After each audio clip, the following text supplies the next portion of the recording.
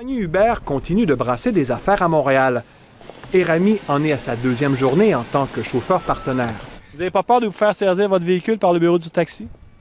J'ai aucune idée, vraiment. Normalement, c'est légal, c'est pour ça.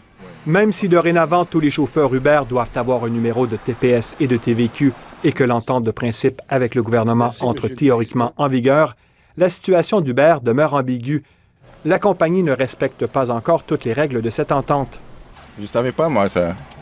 J'ai aucune idée. À la Commission des transports du Québec, on est catégorique. Uber est dans l'illégalité. La compagnie n'a pas encore son permis d'intermédiaire en service de transport par taxi.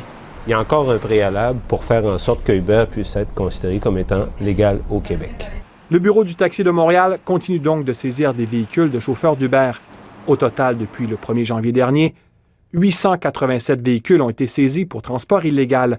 C'est une moyenne de 3 véhicules par jour. Si Uber offre du transport à l'heure actuelle, on comprend qu'il n'a pas le droit d'offrir du transport actuellement. C'est pour ça d'ailleurs que les contrôleurs routiers ou les inspecteurs du Bureau du taxi de Montréal émettent encore des infractions. Uber a refusé de répondre à nos questions, nous disant par courriel « Depuis la signature de notre entente de principe avec le MTQ, la TPS et la TVQ sont payés sur chaque course. » Les chauffeurs de taxi entendent bien répliquer.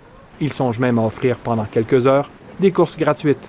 Si on voit que les chauffeurs de Uber continueront à travailler et si on voit que le ministre du Transport n'a pas fait une demande claire à Uber d'arrêter ou il demande, regarde, si vous n'arrêtez pas, on va annuler l'entente. Donc, je pense qu'il y a plus de réactions qui vont se faire.